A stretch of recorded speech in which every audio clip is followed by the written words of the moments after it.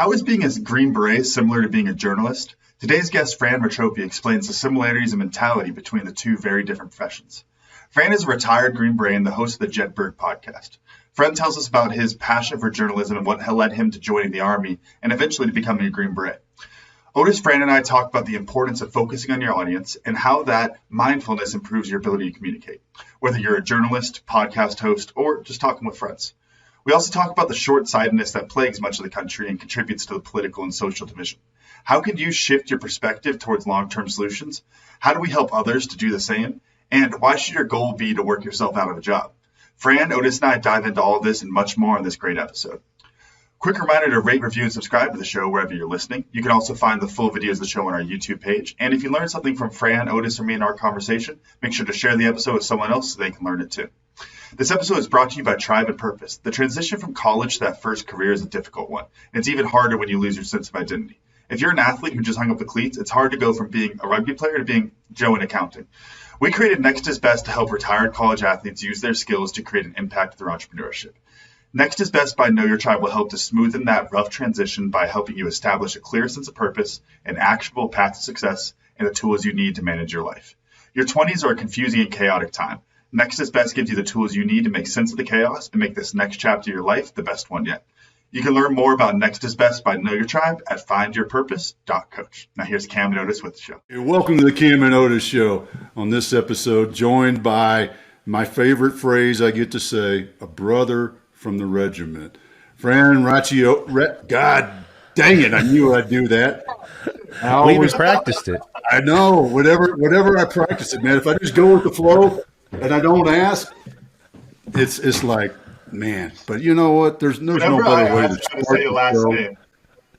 Whenever I ask how to say it, it messes you up. It's so funny. There's no better way to kick off the show than flub up somebody's name that's the guest on the show. Fran, I ain't going to try the last name this time because I'd screw it up even worse. Fran, how you doing, man? I'm good. Thanks for having me. It makes everything else easier now, so it doesn't matter what I say. See, you set the bar pretty low. I did, man, and I'm really good at that. That's how I made it through my successful career in the Army, was setting that bar really low. You just got to make it. You don't have to exceed. You just got to make it. That's right. That old hey, if they didn't have a minimum standard, it wouldn't be a standard, would it? Yeah, Fred. I want to jump into something because you got a great podcast. I usually save that kind of stuff to the end. What made you leap into? I mean, truthfully, going from SF dude to finance world to now broadcasting industry as a podcaster, or what was the leap there? What was the that's what I want to do? What happened? Well, I'd call it I doubled back to where I came from. I returned to the beginning. So I'd always wanted to be a journalist. Tom Brokaw, Peter Jennings, Dan Rather, they were the network news anchors when I was growing up, when I was in college and high school. And, I was enamored by what they were doing. And I thought that was the absolute greatest job in the world, was to be a reporter, was to be a news anchor, be somebody who was able to create impact by sitting down across from people, having difficult conversations, having great conversations, telling good stories.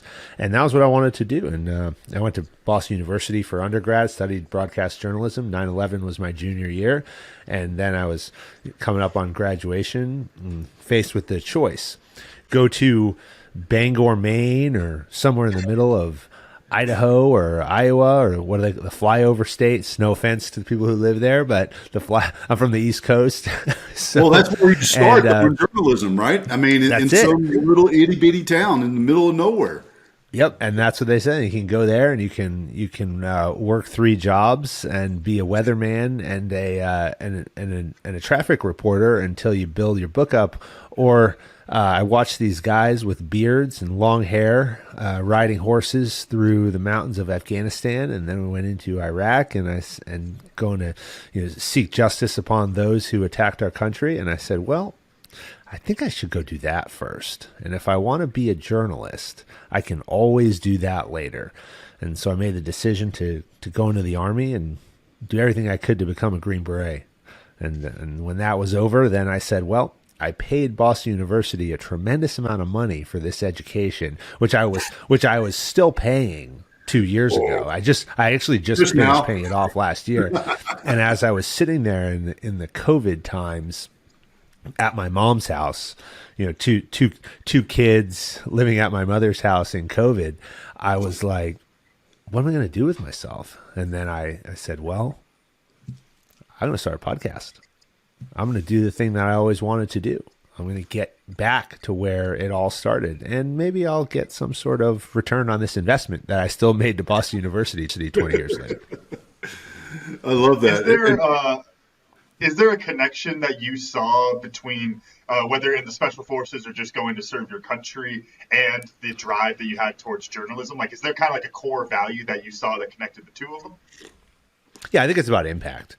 I mean, I think and we talk about this a lot on the podcast and with a lot of my guests. I mean, it's about impact. Where can you achieve the most impact? Where can you make the most difference? What are we truly here to do is the question that I kind of ask myself a lot. And I'm not like I don't kind of get into a ton about theory and higher purpose and all that stuff. But like we've got to help others. We have to leave a legacy. We have to build organizations and teams, and we have to leave them better than when we got there. And the special forces and special operations, there's no other organization that is as proficient and as great as they are all across the world. And to leverage that knowledge, leverage that experience. I mean, look at the mission of a Green Beret. What is the mission of a Green Beret? I mean, it is to go to a foreign nation and make them better. And that is often the standard. We joked about standards at the beginning of this, but and sometimes that is a low standard by our account, but that is a high standard by the partner that we have.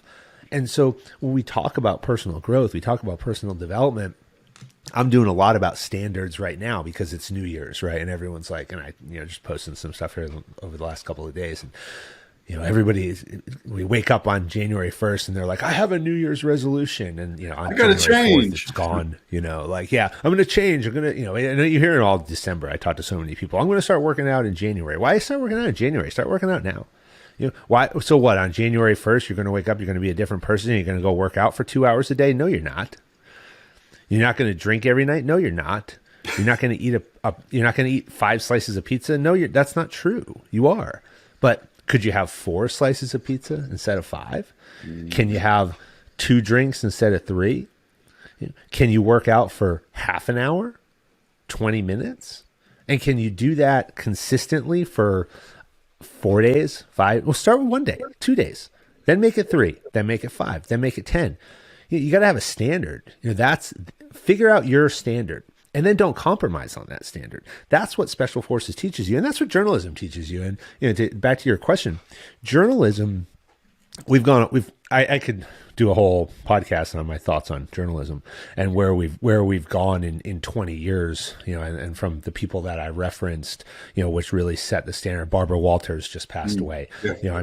Really a legendary journalist, who asked the tough questions, was able to get along with everyone, was not a divisive figure. Okay. We look at people today in the news, and I don't care if you watch Fox or CNN or MSNBC, it doesn't matter which, or you watch the local news, which, is all death, especially here in New York. I mean, how many people were stabbed today? How many people were shot today? How many crimes were committed? It's like, guys, there's other things going on in the world, but Barbara Walters was not a divisive figure.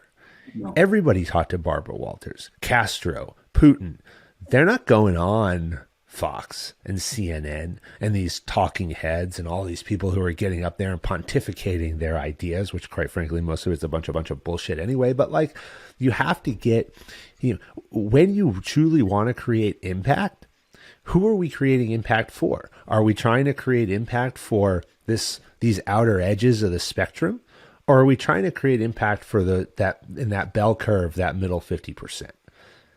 And that's hard, honestly. That's hard because it's easy to go out there, say a bunch of wild things, gain a lot of notoriety by that, operate on the fringes, and it's going to look really good. Everyone's going to say to you, "Oh man, you have such a great following. You said all this stuff," and it's a bunch of lunatics on one side.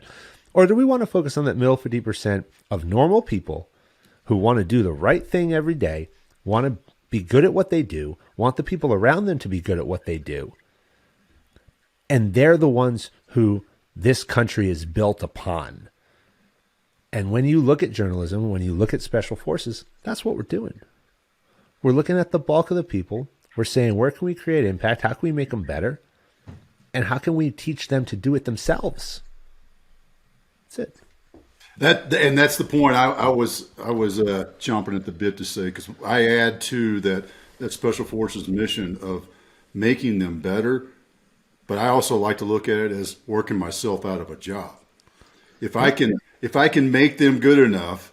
One of the things that I did when I was in Europe towards the end of my career is I focused on how do I get nation XYZ to do the job in country A so that my guys across the street don't have to go do it.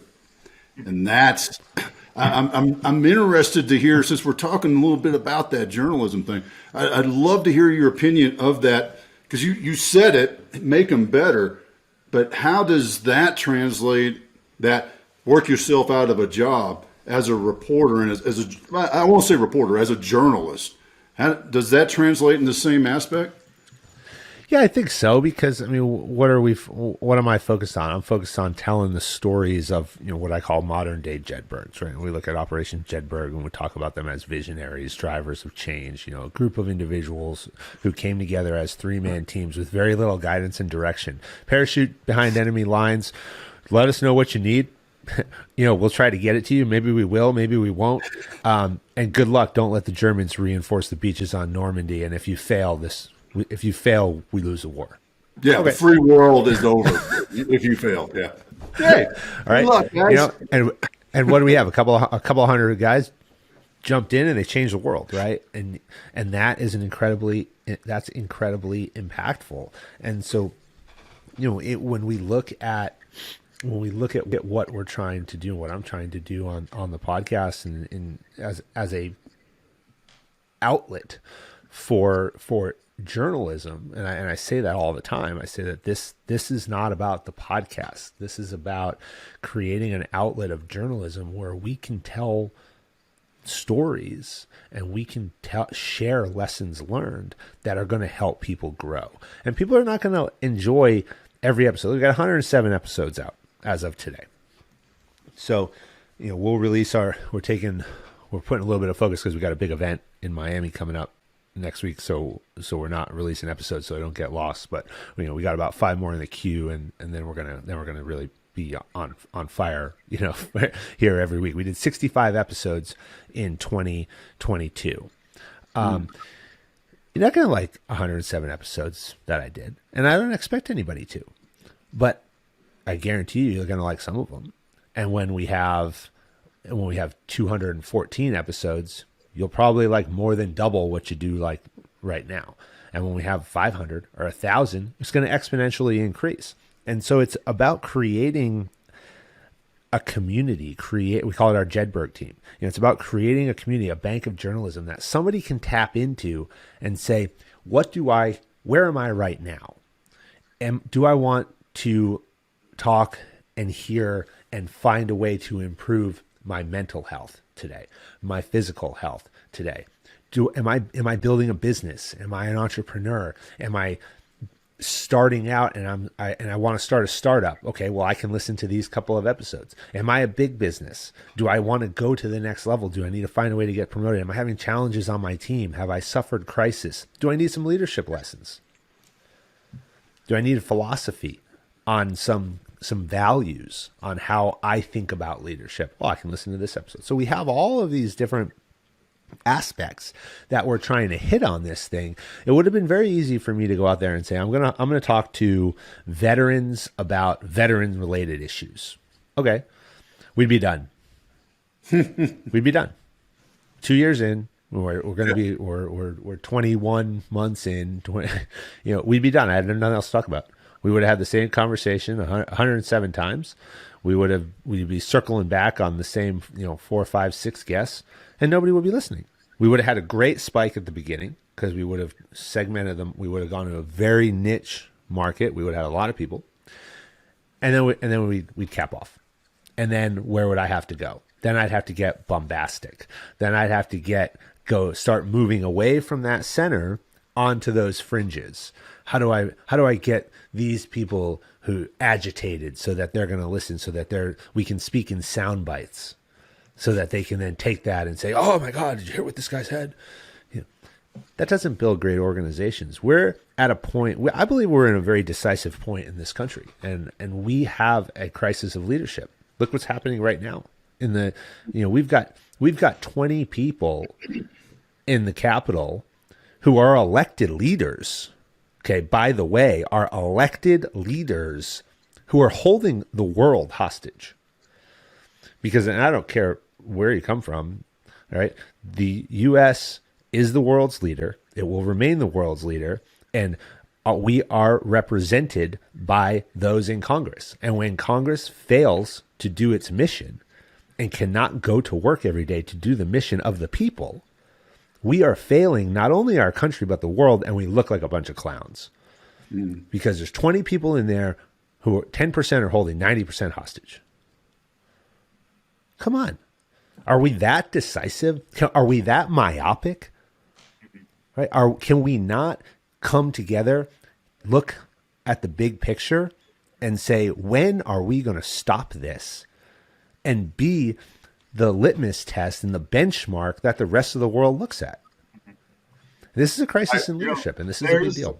There's an interesting thing in one of the books I've been reading by Frank Nyder. It's a book of his essays. He's an old economist, and the one I'm reading right now is Ethics and Competition. And he talks a lot about just this really high-level philosophy and theoretical things, and then he bounces back to the very practical level of application. And that's one thing when it comes to the political level, and then I think we could stretch this into other areas as well, that I think is what most people find so frustrating, is that it's all the focus on this, call it infighting, call it whatever, but it's this really short-term focus rather than ever stepping back to look at that bigger picture. Like you're talking of, it's like, hey, I don't like that guy, so we're going to stop things. No, things have to move forward. We have to make decisions. Things have to progress. And you have to, I think, one of the things that Frank Knight says I think is so interesting is that you have to have that high-level theory to work back to rather than just focusing on the short term. Because I think that's what you're talking about a lot. And I think bringing it back to the journalism world, I think that's where a lot of that negative aspects of journalism comes from, is that short-term feedback loop rather than looking at the long-term, the theory, the philosophy, or whatever that is. Because you have to have something big picture to work towards. You can't just constantly work towards those short-term goals. Well, yes, I agree with you, and there's a few points in there. So number one, social media, the internet, the like button, okay, has taken over our lives. And don't get me wrong, like I'm not above it. Like I look at our Instagram page, I know, 20 times a day. Okay. I beat up my team all day long about we lost one follower. What the heck? What are you doing? It's like, it's a bot. Oh, okay. All right. Why did this post get, this amount of likes and this one? And what about the percentages? Don't worry about the numbers and compare it to this. And, we do it all day long. I mean, please. So I'm certainly in no way above it, but it's all consuming. And it can force you, if you don't take that big picture approach, it can force you down that rabbit hole of, I'm just going to get up there and say, these outlandish things that are going to get me to the top of the feed. But that is propagated by these organizations who run the social media companies, who at the end of the day, we forget that it's a business. They're running a business, and we talk about free speech, and we talk about and we talk about the ability to go on to social media and have a platform to express ourselves, and all of that is important. It's vitally important. But at the end of the day, they're running a business, and that algorithm is going to push whatever gets them the most people to open the application, click the like button and make a purchase or engage it in some way so that someone's going to buy an ad to bring them revenue to continue that engagement. So we've got to keep that in the back of our mind. You know, the challenge becomes, and this is a challenge we struggle with all day long, especially when we start talking about, well, how do you market your podcast? How do you get it out there? What else do you do? Yeah. What else? You're still at the mercy of them. I want to dive into that because I think that's a great thing to talk about, because for the business owners that are out there listening to us, you know, how do you, because I follow in that same thing just like you do. You know, it's like, hey, Camden, you know, how come the followers went up last week and then we didn't get any more this week, or likes and views and all those sort of things. And then I was actually talking with somebody about this just the other day, is how do we, as the person that supposedly has more enlightenment, if you will, that, hey, this is a business and their whole job is around sucking me in, but yet I want to use them. And then me, a personal thing for me, I look and I say, well, you know, Jason liked and commented on a post, so I need to go and be reciprocal for Jason. And Fran liked and commented, so I need to go be reciprocal to Fran. And I find myself chasing that rabbit, right? And do you see the same thing happening in your world with that? Yeah. Yeah, and your hope is that the algorithm is going to reward you for it by now front loading your content into somebody else's feed to be able to do the same. It's tough. I mean, we deal with the same thing. You know, I mean, I was reading an article put out by one of the it was by Hootsuite is who it was from, who's like a platform where you can go and schedule your posts and stuff.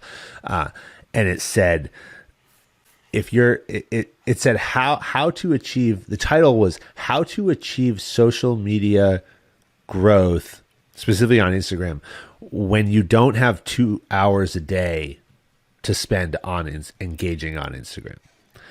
And I'm like, 2 hours a day. God, like that's what we're up to. Like that's what the experts are telling you, that in order to effectively get your feed and your profile into a position where you're going to do what you're talking about, you have to engage in a variety of different ways for 2 hours a day. I don't know who has this. So it's a full-time job. It's a full-time job. Yeah. To do that. But then it's not even that simple. It's not like, oh, I can just go and I'm going to like 200 posts right now. Well, the algorithm's going to shut you down because they're going to think you're a bot and you're spamming everybody. Then you're going to get shadow banned and you're not going to do anything for 10 days. Right? Trust me, I know this because it happened to us, because I tried this. Because one day I got pissed and was like, oh, no, this is bullshit. Like, I'm just going to go like 300 things. And then next thing I know, like our posts have like 2. Like, how do I have 2? Like, we have, thousands of followers. How can I have 2 people that saw this? And then you see like, oh, we've been shadow banned because they think you're a bot. So it's complex. The platforms are very different. What works on one may or may not work on another. What works on one day, we find we'll do something one day. We might do something that's damn near the exact same thing the next day, and it'll blow up. But and the day before that was nothing.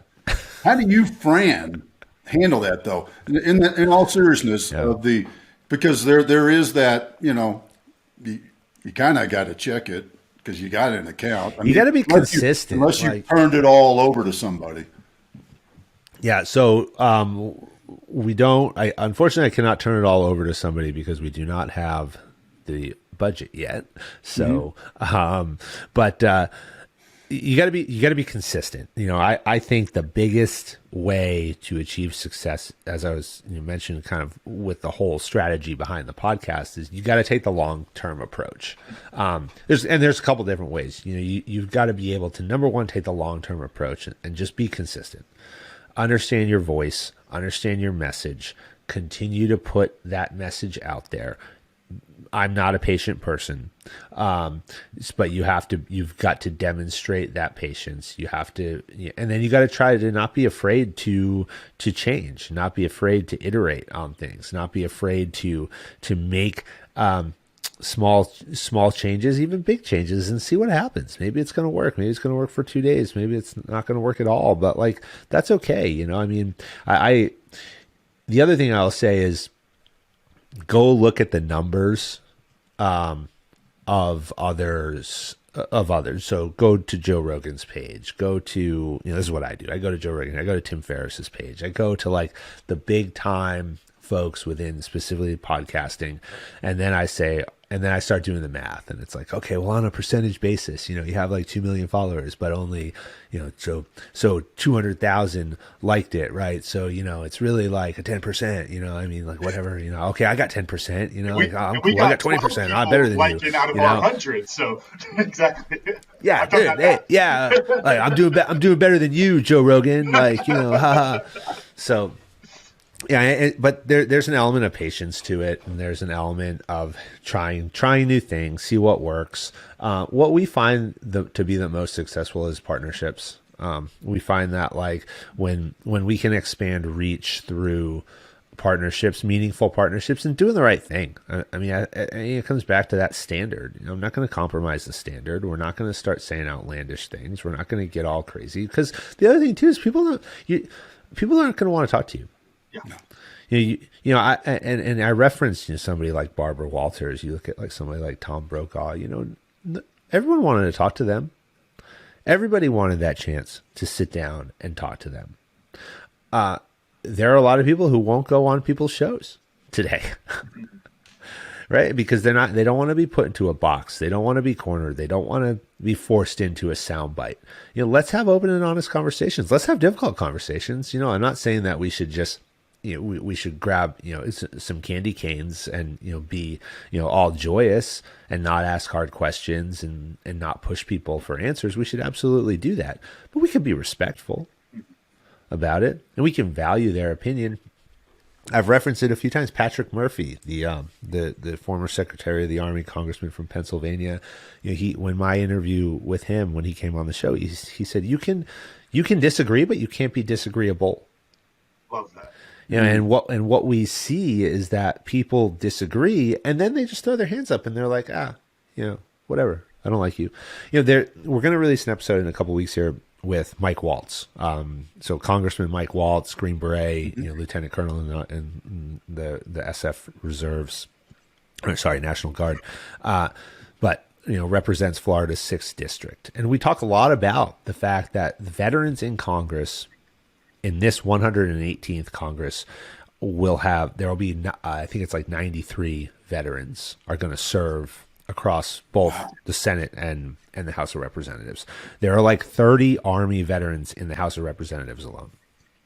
And the hope out of people like Congressman Waltz and many of the other veterans is that they're going to adopt that attitude. And Patrick Murphy was an Army JAG officer, and that they're going to be able to come together and they're going to be able to adopt that attitude, that they're going to be able to say, we're here for the greater good. And it is expected that we are not going to agree on absolutely everything, but we have to move forward. We have to find progress. Newt Gingrich came on my podcast last year. And Newt Gingrich, can be a decisive figure, but Newt Gingrich was extremely effective at bridging the aisle. He was extremely effective at getting things done because the attitude amongst, 20 years ago now, was this is for the betterment of the country, and the country comes first. And why do you have to lose for me to win? And the attitude that we have now that's permeated our society and permeated so much of life is, you've got to lose for me to win. And that's just not reality. That hurts our society. And we have to be attuned to that. One question that I had, getting ready for the show was, talk about the incentive structure of journalism. I always think the incentive structure is such an interesting piece of art. Basically to sum it up, of just are people shitty or is the system shitty? It's kind of always a fun question when you look at something that has issues. And as we've been talking about social media, it's the thing that kind of occurred to me a little bit is that social media is kind of the incentive structure that all of these things are being layered on top of, because that's kind of where we function and live nowadays. So what I'm curious about, Fran, is do you think, or I guess, what do you think is the way to get back to the long-term thinking when the tool that we're using, the incentive structure that we're all using, is so short-term? That's like a meaning of life question. Yeah, I realized that after I said that. I was like, damn, all right, we might have to pause for a second. How do you get back? I think it will take a shift in the attitude of the populace.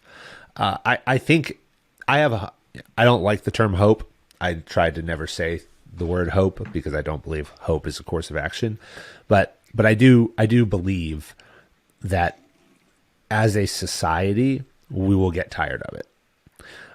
My fear, and I've talked about this with a couple of people, my fear is that it's going to take a cataclysmic event in order for us to realize how far we've fallen, and that's the danger. And that event is out there.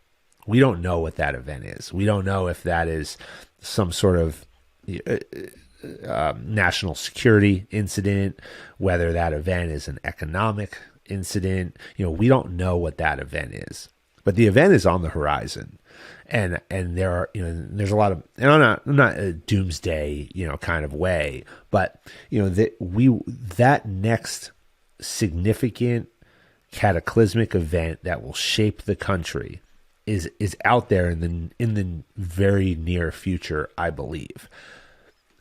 The problem is, now that's been the case of history, okay? Like the events like this of all types and forms and shapes have happened throughout history. We always talk about resilience. We always talk about how do we come back? How do we respond? Well, our ability to respond is going to be dependent upon our ability to coalesce as a nation and the speed by which we're able to do that. I think that after 9/11, I think after a lot of events that we've had throughout history, we've been able to bounce back very quickly because you haven't seen the division that you have right now. And there is just a tremendous amount of division, and the true magnitude and the detrimental effect of that division will not be noticed, in my opinion, until that cataclysmic event happens. And that at that point it's going to be too late. And that's what I find to be very dangerous. I agree with you. And, I hadn't thought about that. That's a good point. Because I have vivid memories of, 9/11. This episode is brought to you by Tribe and Purpose. If you're a college athlete who just hung up the cleats and you're looking to make an impact as an entrepreneur, then Next is Best by Know Your Tribe is perfect for you. Get a clear sense of purpose and a path to success so that you can make a bigger impact and make this next chapter of your life the best one yet. Learn more today at findyourpurpose.coach. That's findyourpurpose.coach. Now let's get back to the show. First off, being there in the shop at the regiment and it happening, and we're like packing rucksacks and ready to go and never getting the phone call sort of thing. So going home that night, sitting there on the curb with all our neighbors. But that was, you're 100% right. That was pre-social media, pre-extremism of divisiveness. And the other thing that comes to my mind, especially when we're talking about politicians, is the narcissistic way that we've become. In the look at my post and we judge our value, our narcissism is increased. And I particularly believe this with politicians, in that self-serving way of being the extremist, to represent my, one of the Colorado representatives, I can't remember her name and it's not worth saying anyways. Crazy girl. Yeah, the little lady, short lady. Anyway, she's one of those that she fights for the soundbite, in a very, very narcissistic way. Not in a how do I help my constituents, but how do I get out, and look at me, and we've seen that in the last 5-10 years. It's been a lot of it's not the victim sense, it's the blamer sense. When as a coach, when I talk about that sort of helping people understand themselves, they're not playing the victim. That's what media's been calling it. They're playing the victim, but they're not playing the victim. They're playing the blamer, and the blamer blames everybody else for anything that's wrong that they believe is wrong in their life and prevented them from doing it in their life. That's not a victim. That's a blamer, and blamers are worse than victims in my book, because the victim is the person that sits in the corner and goes, "Woe is me," and doesn't do anything. The blamer is the one that gets up on the street corner and yells at everybody for not agreeing with them and being, you name it, Nazis and what are the other words? Whatever the other words they use, I tend to block those things out because they're not worth my memory space. But that's where I see the problem, is this narcissistic view, and it goes back to what Camden talked about, the incentivization of our journalists is how quickly, how many clicks and likes their story gets, how quickly those happen, which means that well, there's a whole lot of things, and we can get into that. That's a whole nother show of diving into that problem set. But how do we demonstrate that there is more to the world, the life, the individuals? You touched on it. Serving others. One of my favorite Tony Robbins quotes is giving is living, and that is 100% it. And I believe that. How do we begin the as Jedburghs, making that the small groups making the influence to change to save the free world? How's that for a big question? You guys are battling on the big question. Yeah, I'm just going to pop. It's over on your side now. I was going to say, I got a short answer for it, Dad, which is just modeling. You can't change anyone else's behavior. You can't force anyone to do anything. You can't convince anyone to do anything. The another Frank Knight quote, sorry, I'm reading him a lot, is that there's no objective reason for anyone to believe anything. So trying to be objective and using objectivity as a reason to convince somebody is kind of a pointless endeavor compared to just the modeling of it. What Fran was talking about earlier of you just do it. You focus on the middle of that curve, and then in theory, this is the optimist in me, but in theory, other people focus on the middle of the curve eventually too. Yeah, we have to be willing to demonstrate. We've got to take that first step. I knew a guy on, his name's Colin Bevan, and he talks about limiting beliefs, and there's these three limiting beliefs, and one of those limiting beliefs is that you can't change anything. That other people will do it. It's up to the politicians. It's up to people who are you believe are more important than you, and so why would you even try in the first place? That you just go back into your room, sit there, stare at the wall, don't even try, just forget about it. You're never going to have an effect. And what you have to ask yourself is, well, what if I do have an effect? Why not? Why not me? Right? There's I was talking to somebody yesterday, about startups, funding startups. It was a bank. And they're like, oh, well, you have to be in business for X amount of time, and you have to have X amount of revenue in order to in order to get credit to help scale your business. And my point was, well, how do you scale your business if you can't get credit to scale your business? We're in this circle here, right? And I said, Coca-Cola started with some guy in a barn in the 1800s mixing a bunch of chemicals and some equivalent of cocaine, right? And it's, look what it is today. Like you got to sit there, and it's got to start somewhere. You have to be willing to take that first step. People have to be willing to take that first step. They can't just throw their hands up. And so when you talk about change. Change isn't going to occur until people start coming together and say, I don't want to deal with this anymore. I don't want to talk about it. I don't want to hear about it. I mentioned, we talked a little bit about what's going on here, this week in the House of Representatives. I mean, that's my opinion. I don't want to talk about it. I don't want to see this. I don't want to hear it. This isn't what I expect out of our elected leaders. This is not mature, statesmanship. This is not what our country is founded on. And these are the people that we elected. They represent us. And until the people stand up and say, I'm not going to do this anymore, I'm not going to entertain this, then there's not going to be any change. Let me ask you this, because this just popped into my head, and being the poking the bear sort of way.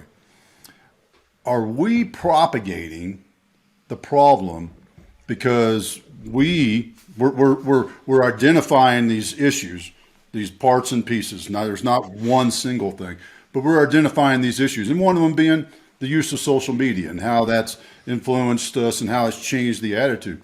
Are we, the three of us in our businesses, propagating this problem because we use social media to promote our products? Yeah, but I think it's a matter of how do you use it. Mm-hmm. And it comes back to, what are you going to do? Are you going to not use it? Are you going to not go on Instagram?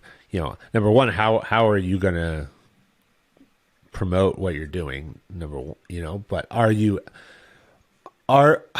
would say it's about how are you using it?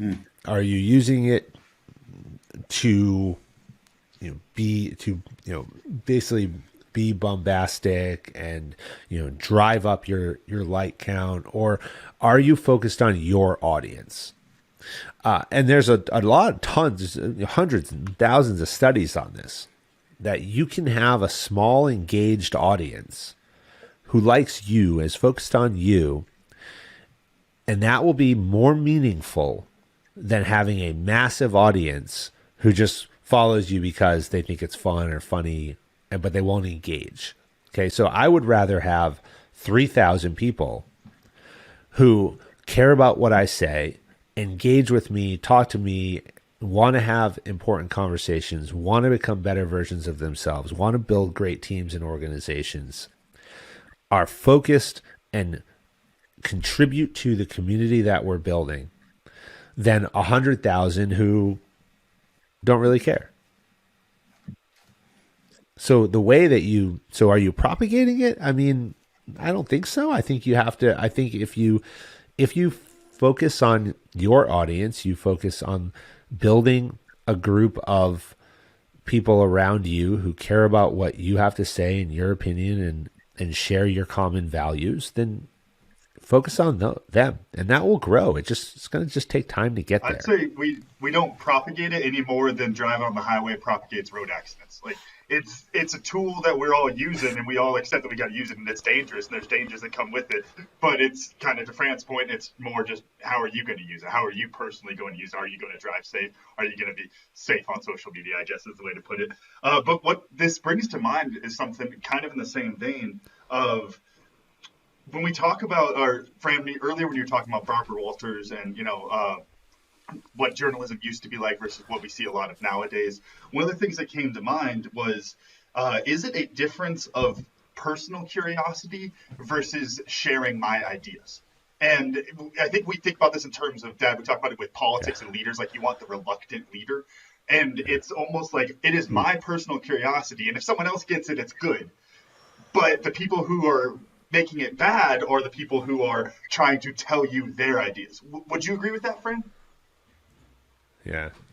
Yeah, that's a really good point. And this is something that we talk about this every day. And I'll tell you that, like, I get DMs on social media, people email me, they call me, and they're like, you don't talk enough. your guest talks too much. We want more of your opinions. You need to get up there and say more about what you think. I get an equal amount of people who contact me and they say, shut up, you talk too much. Your guest needs to talk more. Nobody cares about your opinion. You're there to facilitate the conversation and ask the questions. So the short answer is I have no idea. No, I do have an idea. It comes down to who. What are you trying to do? Okay, are you trying to be is it about you, and are you making it about your opinion, your thought, your voice, good or bad, whatever your opinion is, right? It doesn't matter. Okay, I'm not saying that those shows are not wildly popular. They are.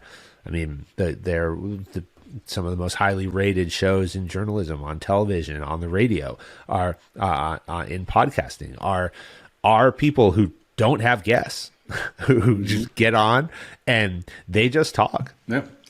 And they give their ideas. There are an equal number of shows where people go on and they have guests and they don't say much and they draw out really important points from their guests and people take a lot away and they're equally as successful.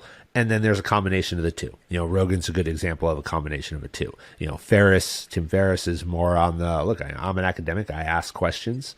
I dig in. I go a little deeper, and I let the guest drive it. Every once in a while he'll throw out his opinion. And then there's other folks who, it's them. So you kind of got to figure out like what's your mission? What are you trying to do? And what's the focus that you want your show, your brand to be on? I know for me, I much more focus on my guest. Certainly, I have my opinions and I share them when the venue is right. I don't believe taking the spotlight away from my guest is the best course of action for the show that I'm building. I believe that for the show that I'm building, we have to. We're having a guest. We got a special guest appearance. We have a special guest appearance for everybody. So you can cut it if you want, but this is the real boss. Doesn't care that the door is closed and the light is. I have a light out there. It's a little sign, a light box, and it says Jedburgh Podcast on air. Everybody knows. Don't come in at Jedburgh Podcast on air. There's one person in the house who does not care what's there. Fran, what's up, buddy? Can you go to mommy real quick? One question you just got me thinking, Fran. He's the real boss. What? And just quick answers on this, or 1, 2, 3, whatever comes to mind. Of people in journalism nowadays, whether it's podcast or on TV or wherever, that you think kind of like check all those boxes of these different personality things we're talking about. Like some of your favorite folks in journalism nowadays. I'll put it that way. Yeah. Let me just try to. Can you go to mommy, please? I know, I'm gonna do it. Well, who's his favorite journalist? Me.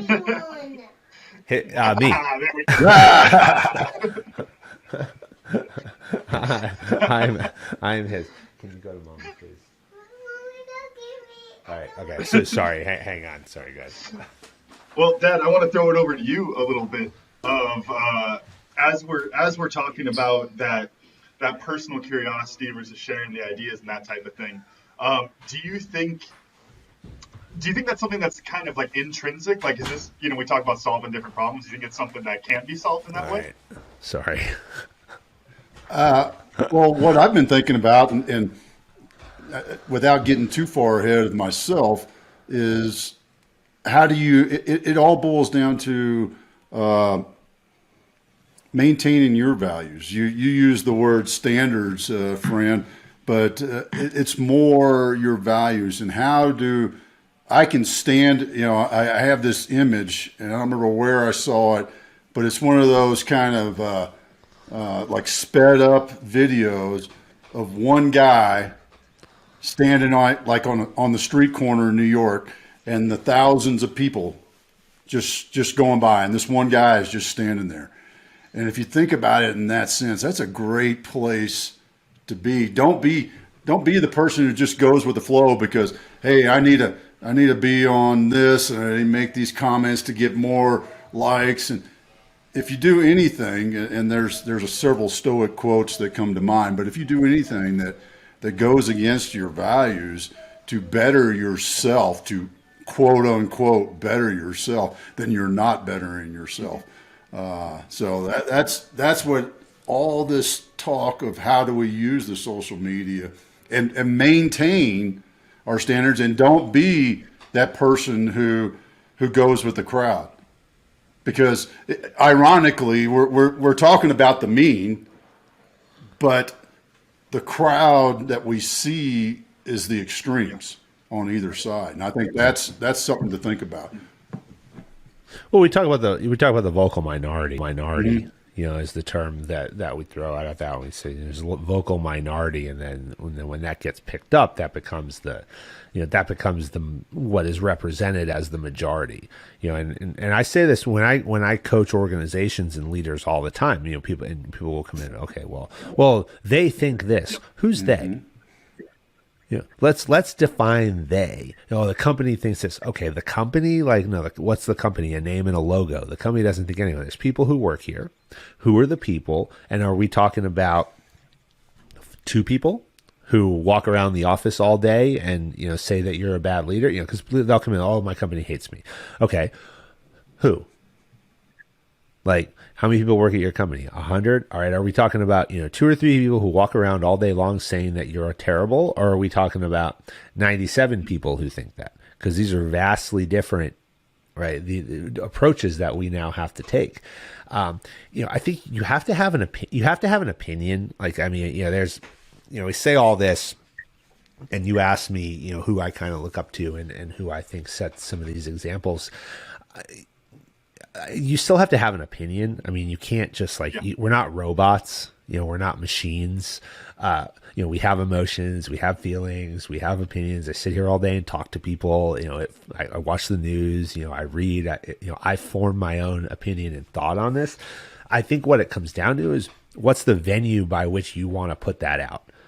And when is the time in which you put that out? And what is the manner in which you put that out? I mean, you know, we're having a great conversation here. And again, you know, I'll commend you guys, you know, right now. I really appreciate you bringing up all these points. It's certainly much different than the direction I thought we were going to go with this conversation. But, you know, this is super insightful and a really important conversation to have. But at the same time, I'm not sitting here saying this person sucks and they're the devil and, you know, they need to go and fire them. And, you know, I mean, we're not doing that. We're having, you know, you can have conversations about difficult topics and still maintain some level of, you know, of professionalism, still maintain, you know, calm. When we talk about bringing calm to chaos, you know, that's one of the mottos, one of the driving, you know, values of being a Green Beret, bringing calm to chaos, masters of chaos, you know, finding, you know, clarity in crisis. You know, another interview that I did is coming out in a couple of weeks with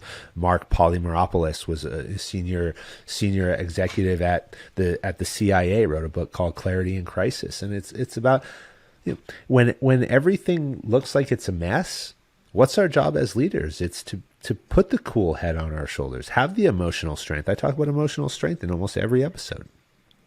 And we can still have educated, thoughtful conversations about the topics at hand without diving into some attack on people. I mean, nobody's waking up every day. Well, there are people, don't get me wrong, but the majority of people are not waking up every day and saying, I'm going to work today to make this a worse place. You know, I'm a senator or a congressman, and I'm going to work at the Capitol today to make this country worse. No one's doing that. You know, they have a different opinion, they have a different agenda, they fundamentally believe something different that I may or may not believe. But when I sit across from them, do I need to tell them that they suck and they're wrong? No, my job is to ask them their opinion, understand their perspective, help me to understand what I might not see. Do I have the curiosity to ask that? And then ask the challenging questions that are going to drive that out and that are going to, you know, draw that out and get other people to think. That's what my focus is. And I think that we've been very fortunate over the last 2 years now to have had some truly amazing guests on the podcast, some of the foremost leaders across business, government, military, social activism, you name it. We've had them on, athletes, and we've had very, very important conversations about topics that are near and dear to all of our hearts and making people better. And we have done it in a way that has yielded us more and more guests of the same caliber. And I think that, to me, like, that's the litmus test. Having one big, I'll call it a big name, but having one person on, who's well known is great. We can all get lucky. And I've gotten lucky. Don't get me wrong. Like, there are ones where I've been like, no way this person's coming on, and they're like, yeah, absolutely. When can you do it? Tomorrow. Okay, great, let's do it. I happen to be available. But I think when you look at the bulk of work, you say, have we consistently been able to execute at a high level, to have the right conversations with the right people in the right manner, and does it continue to work? I'm literally, I have a couple of screens here, and I literally just got a text right now, and I can't disclose right now who this is, but this is a major household name. Just texted me to come on the show, agreed to come on the show, and like, that makes my day. And that shows me, like, we're doing something right here. We just got to keep going. We just got to, keep going, make some small changes, keep going, do the right thing. Fran, it's not that hard. It's easier to do the right thing. Yeah. It's easier to. So, Fran, I gotta say, you are such a pro. So I asked him a filler question when you ran off with your son. Accidentally came out as a big hairy question, because that's the theme of the day. You answered on the big hairy question, segued back to the question I had asked you before, which was amazing. You said, pro move, gotta commend it. But I gotta say, drilling down a little, give me at least one name. You answered the question really well, but come on, give us a couple names of folks you like in journalism. Yeah. I gave you a couple of names through this conversation. Look, I mean, my all time hero was Tom Brokaw. It'd be difficult for me to tell you why, just because I think he was the guy that we watched every single night at home. He was, I've read all his books. I think his perspective on the greatest generation, I think is spot on. I think that's a book and a series of books that should be read by everybody. We're very spoiled. Our generation, we're very spoiled. And I think we're paying that price now too, to be honest with you. I think we've always looked to our parents and our grandparents to solve our problems. I think that the World War II generation is truly the greatest generation, because they truly understood that nobody was going to solve this problem but us, and they did. And then when they came home from the war and after the war, they understood that we now have to lead. We now have to continue to solve and solidify who we are, what this generation is, what this nation is. And I think that subsequent to that, they had children and they looked to their parents to solve their problems. And then they had grandchildren, and that's us. And we looked to our grandparents to solve our problems. And now our grandparents are not here, by and large, anymore. That greatest generation, there's only a few left. And our parents, are one step less effective, one step removed, and we're 2 steps removed. And the next generation is 3 steps removed and never met people of the greatest generation. And now we forget. And when we forget, we repeat. And that's the danger, that I was talking about earlier. So, but yeah, to answer your question, so Tom Brokaw, I think, was, in his heyday as the anchor of the NBC evening news, was an absolute model of in journalism. I think Barbara Walters, she integrated women into journalism, at And I think that the entire industry has her to thank for that. I think that there are some more polarizing figures who have been instrumental in journalism, for better or worse. I think that Howard Stern did a lot in advancing journalism, but more on like these are my opinions and this is what I think, and I'm a shock jock, and I'm gonna, whether you like them or not. And some days I like him, some days I don't like him. But he did a lot in the advancement of the industry, if you want to call him a journalist. I think guys like Bill O'Reilly, for all his whatever faults have come out in the last few years of him or not. It doesn't matter. Like, he was a guy who happened to also graduate from the same school that I did, but he was very good at creating a divide between being a commentator and being a reporter. And I watched a speech that he gave when I was in undergrad, and he came back to Boston University, and the very first thing he said, I am not a reporter. He said, I'm a commentator. And he foresaw a lot of what the evolution of the industry has seen over the last 20 years, in that he did a really good job of saying, you come on the Bill O'Reilly show, we're not reporting the news. I'm going to give you my opinion. I'm going to challenge you on your opinion. And that's what it is. If you want to watch a report on the news, you have to go somewhere else. Now we don't do that. That differentiation is not there. That differentiation is put on the viewer to have to interpret, am I watching commentary or am I watching the news? Number one. But number two, the news is commentary now. And, and it burns me, especially, we kind of there are certain periods of time where we expect more out of our journalists.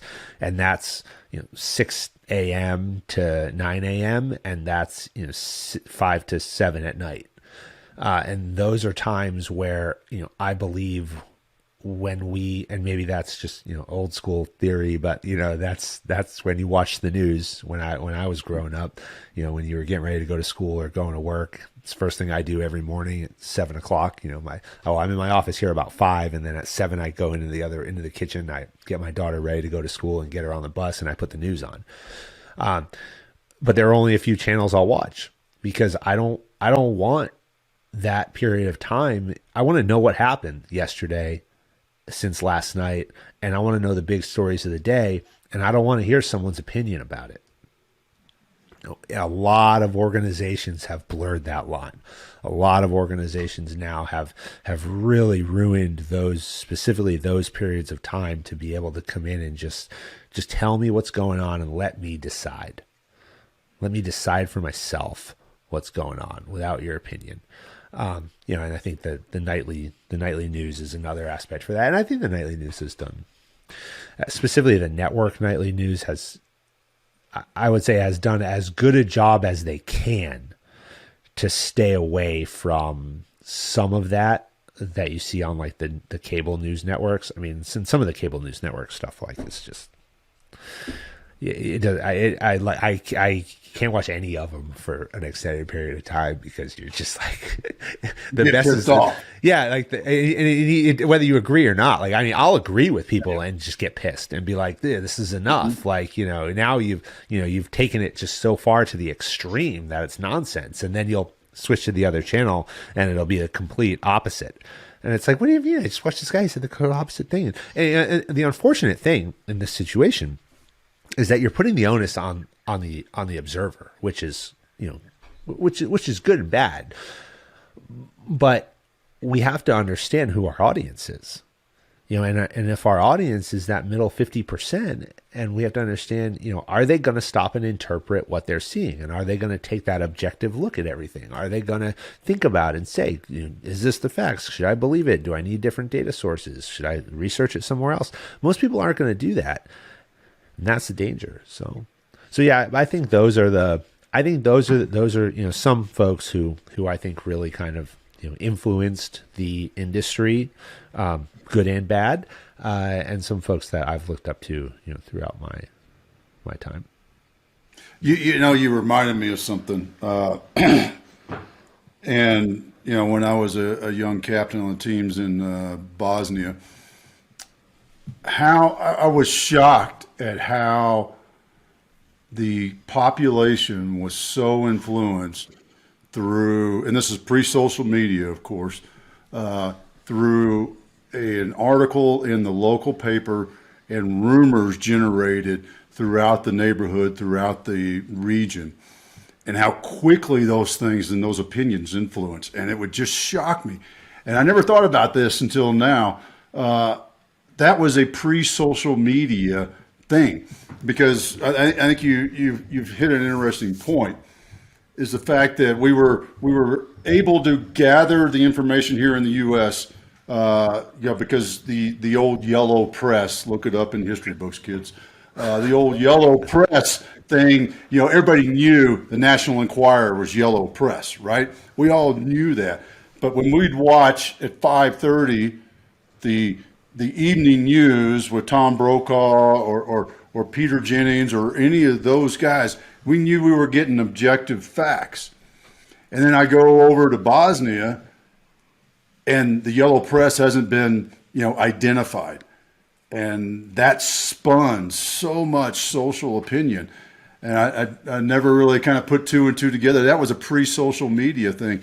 And I saw so much social opinion and influence and things. And I just sit back and go, that's not true. Having a cup of coffee with a guy or a macchiato or whatever, and I'm be like, that's not true. That's not, we're not going to drop a nuclear bomb on, Srebrenica or whatever because the Serbs are doing this, and those were the things that would spin out of control so quickly. Yeah. And that's what social media has allowed to happen in a much more rapid fashion.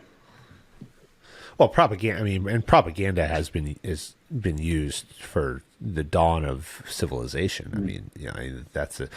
We've seen it most prominently displayed on the world front in the last year with the Russia-Ukraine situation, and how much propaganda has been inserted into Russian media, by the Russians, about the Ukrainians and what they've made the threat to look like, to the Russian people. And you're seeing, mass portion of the Russian people who are saying, this is bullshit. It's not even true, Yeah. Well, I'm going to go back to, like I said earlier, I got ahead of myself and what did I learn? But I'll even use an old Army term of here's my foot stomper also. So it's not only a what did I learn, but it's also a re-emphasize for everybody else out there is hold your standards and your values true. And if you do that, then you can get on social media and you can unfriend or delete or whatever, or ignore, even better, just ignore, as long as you uphold your standards. And I think that's my re-emphasis in what I learned today. Camden, how about you? What'd you learn? Because I was just making a note to myself because I wanted to, whether I'm writing or talking with you about it, I had a really interesting thought. We're talking about social media a bunch, and there's this really kind of, and I don't like this thought, but it's this really elitist thought that a lot of people get with social media, where it's like the giving the voice to everybody is a problem, and it's very opposite of the spectrum from how we feel about democracy. And there's this really weird negative connotation there. But I think there's an interesting thing, Fran, when you were talking about the generations and taking that responsibility. What made me think is that we're thrusting this responsibility onto a bunch of people, and they might be flubbing up that responsibility right now. But responsibility takes time. Growth takes time. Learning takes time. And it may be, again, this is the optimist in me, I'm guessing, but, generationally looking forward, that responsibility isn't necessarily a negative thing. Democracy is a good thing, whether it's on freaking social media or it's in voting, whatever it is. Giving it to more people is a good thing. But if you give something to somebody that they haven't had before, it's going to take them some time. You give somebody a car, they're going to take some time to learn how to value that car. If they work for it and build it up, like you were talking about the greatest generation, then they're going to have that value built in. So that's what I don't know if I can say I learned that, but that is a new thought I want to work on. So. How about you, Fran? What'd you learn? Yeah. You got to do the right thing. Just wake up and do the right thing. Whether you're doing it in journalism, you're doing it in politics, you're doing it at your job, on your team, and your family. And I didn't always do the right thing. I think I did for a long time. I think I didn't for a very long time. And I think today I like to think that I wake up and I try to do the right thing. And I think if you do that and you approach every day and every interaction that you have with people with the thought process of I'm going to do the right thing today. I'm going to ask the right questions. Some are going to be hard, and that's okay because that's the right thing to ask. But I'm going to treat people with respect because that's what I expect out of them towards me. And I'm going to give my ideas and I'm going to give my thoughts and I'm going to present myself on social media and I'm going to present myself to the world in a way that I want to be represented and I want people to think about me. And maybe I don't get 1 million, 2 million, 5 million people who follow me, but maybe I get a couple of thousand who care very deeply about what I have to say. And it's going to take me longer to get there. Well, then tomorrow I'm just going to wake up and keep doing that because eventually I'll get there. Oh, that's awesome. I love that drive. Love that focus. How do folks follow you, find out what's going on, who this next special guest is on the Jedburgh podcast? What's a couple different ways. So number one, go to Jedburghpodcast.com is where you can find all a lot about us on there. Whatever, we're on 30 plus podcast platforms, so Apple, Spotify, Google, Stitcher, iHeart, wherever you get your podcasts, you should be able to find us on there. Check out our YouTube page. It's at Jedburgh Podcast on YouTube, or just Google YouTube Jedburgh Podcast. We do all of our episodes are video and audio, specifically over the last year, and you'll see that evolution. So if you go to episodes that are a couple of years back, they're audio with just a cover on there, and the views are super low. If you go to, and then if you look at like earlier in 2022, it was like remote, and then views go slightly up. And then if you go a little bit further in 22, there's one camera and views go slightly up. And then we do a 3 camera set. And then our stuff that's been professionally shot has done awesome. So you can see that evolution on our YouTube page. It's caused me a lot of grief and frustration over the last 2 years. I feel like I wake up now and I finally feel like we're starting to get it. But yeah, check out our YouTube version. You'll see all of our episodes. We do everything we do almost everything in person, and we do it on location. So we don't have a studio. We've bucked the trend on needing a studio. So we've done some episodes in some really cool places, and even on the 44th floor of a building in downtown Manhattan with the World Trade Center behind me. And we just did the Veterans Day Parade in the back of a 1944 Dodge truck that now sits in my garage to my wife's dismay, which we now is our remote podcast platform. But we call the Veterans Day Parade from the red carpet in New York City. Next week, I'm going to Wadapalooza in Miami, which is the second biggest CrossFit fitness festival behind the CrossFit Games. A very special guest, very special guest host who's going to be joining me over there. So we got to check out and be on the lookout for that. They were on before. I'll say she was on before, but very special guest host for that series. Really looking forward to that. And and then starting first episode of 2023 will drop with Congressman Mike Waltz on the 17th of January. Awesome, man. Fran, this has been great. Really appreciate the deep dives and the thought provoking discussion. Really enjoyed it and appreciate your time today. Yeah, thank you so much. Right, Camden, run us out. The Cam Notice Show, and a special thanks to our guest, Fran Racioppi, for joining us today. Scoreboard on that one, Dad. If you enjoyed today's episode, make sure to pass it along to someone else so they can enjoy it too. Make sure to follow the Cam Notice Show on Facebook and Instagram, and you can watch full videos of the show on our YouTube page. While you're there, make sure you hit that subscribe button too. As always, the full archive of our episodes is available at camnoticeshow.com. Thanks again, and we'll see y'all next time.